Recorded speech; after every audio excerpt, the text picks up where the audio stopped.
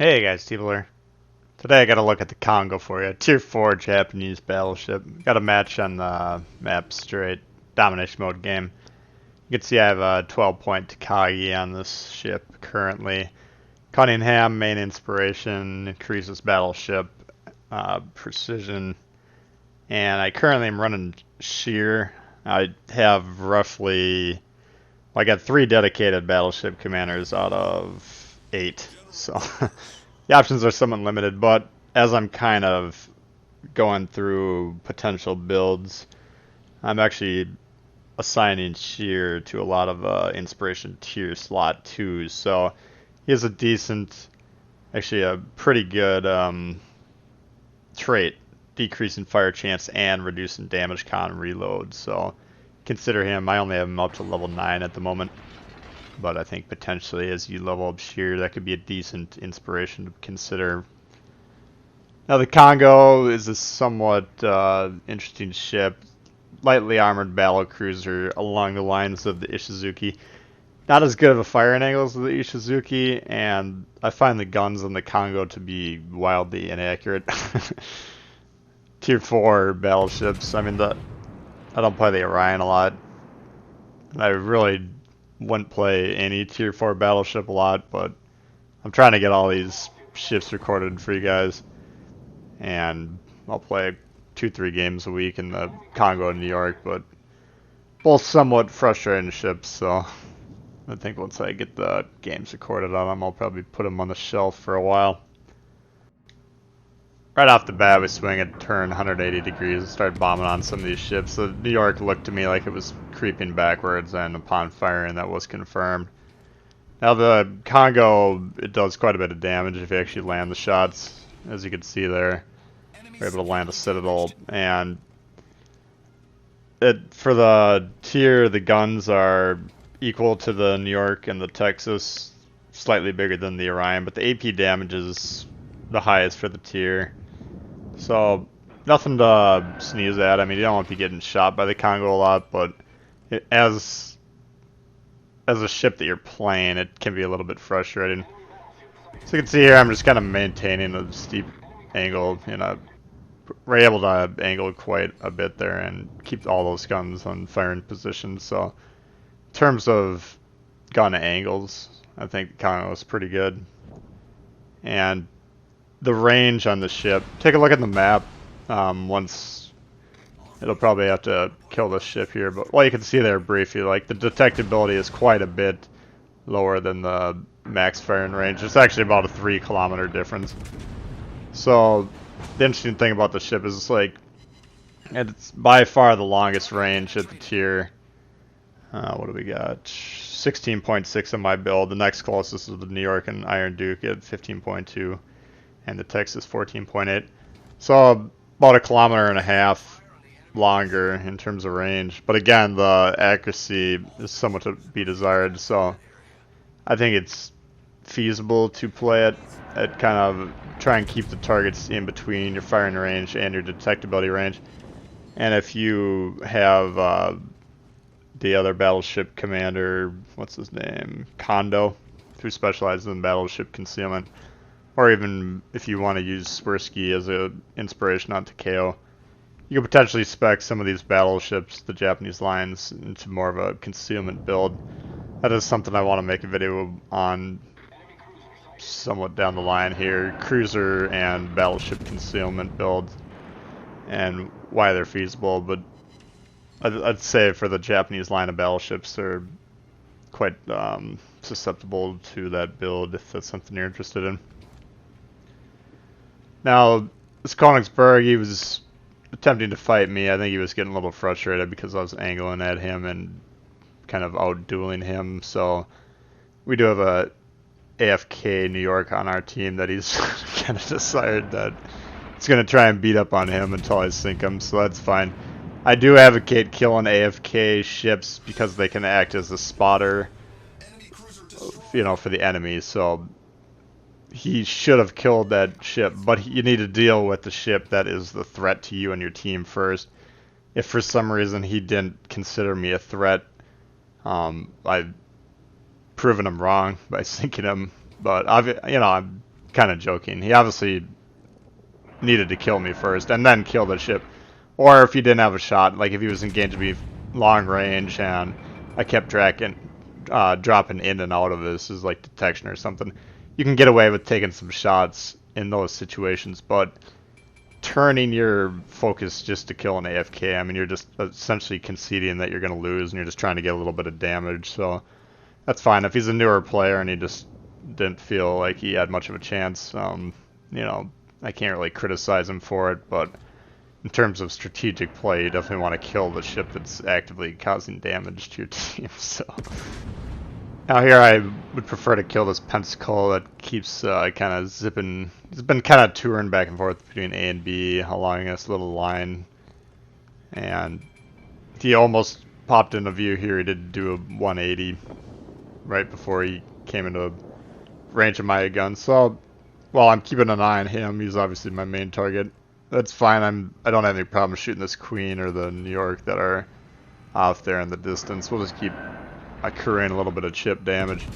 I'm trying to capture A here. That should flip the score or the point producing objectives, you know, in our favor, obviously. Now they're able to reset me, but I'm maintaining a nice angle, and that New York, obviously, we hit him pretty hard there, so I'm signaling him for my team to potentially eliminate him. I don't care about the kill in this instance. If someone on my team has a shot. But, I mean, looking at the score, like, we are up a ship, quote-unquote, but keep in mind, we do have an AFK, so anytime you do have an AFK like that, consider that, you know, you gotta take that account in the score. And then, if you notice it early on in the game, like, losing ships early is quite a detriment, so if you have an AFK for the entire game, you're down a ship for quite a long time. So keep that in mind. Now the Pensacola, he's rushing in, he's shooting HE. This guy has no business rushing me. He's able to bounce that shot there, but a Pensacola close range to a battleship is not a recipe for success. He can try and angle his armor all he wants. I'm going to be able to find spots in that ship that I'm going to be able to overmatch and just penetrate through and punch that citadel.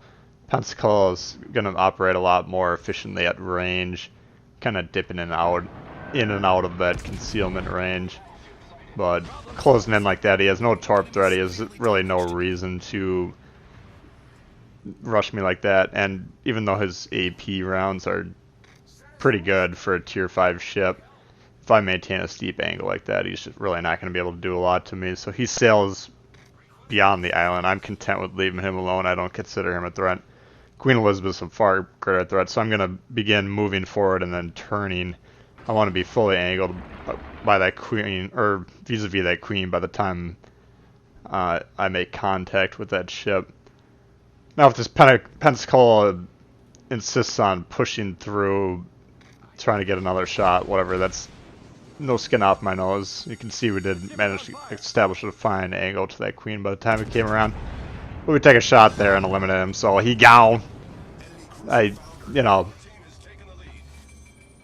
Not to criticize that particular player, it just, what he was doing made no sense to me, and a lot of times when teams get down on the scoreboard, they just figure, alright, let's go try and get a little bit of damage or whatever. But in terms of actually, you know, making a strategically sound play, I just don't, there's no reason for a Pensacola to rush a battleship like that.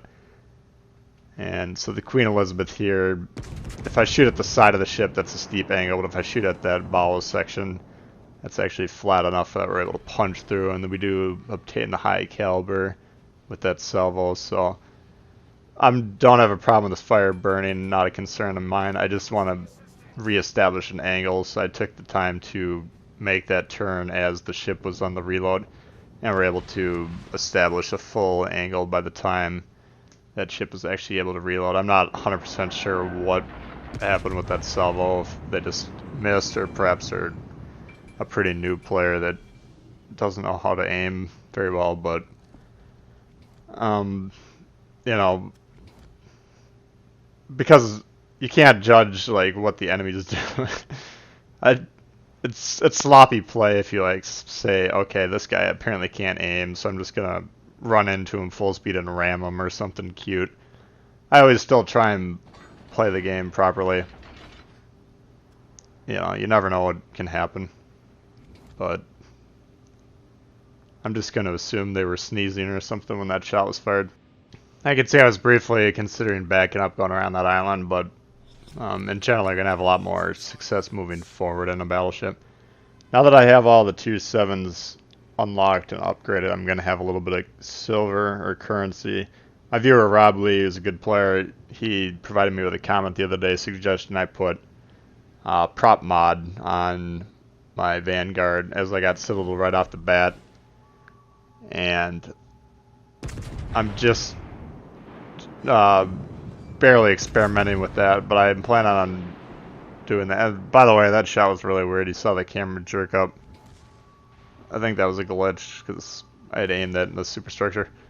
But having played a couple games with the prop mod on, I think it was Namagi, I was actually quite pleased with the results. So I'm going to continue to play around with that on different battleships. Again, I'm going to have some credits to kind of fill around with different configurations that go outside of my normal preferences. So that could potentially, why I bring that up is just that could potentially help in situations where you're less mobile, like you're stopped. I mean, it actually makes quite a bit of a difference when you're starting from a stop position, which isn't ideal to be in a battleship anyways. But so props to Rob for giving me that idea, and I will report back to you guys as the results become more clear to me. But I suspect prop mod may be a lot more useful to battleships than I'd previously suspected. So this is obviously a little bit of garbage time. You do need to be careful with the Queen Elizabeth though. The gun caliber is the biggest at tier 5, and I'm a tier 4 lightly armored battleship, so even though I'm doing a good job of angling my armor here, that ship can potentially punch through. Now I believe he is shooting HE, which is just a product of an inexperienced player not really knowing what to do, but again, I like to play as well as I can in most situations. So I hope you did enjoy the look at the Kongo. If you did, please hit the thumbs up. If you're new to the channel, you should consider subscribing. A lot of World of Warships coming for you all the time. Questions, comments, leave them for me below. Love to hear from you guys, and we'll see y'all later. Alright, peace.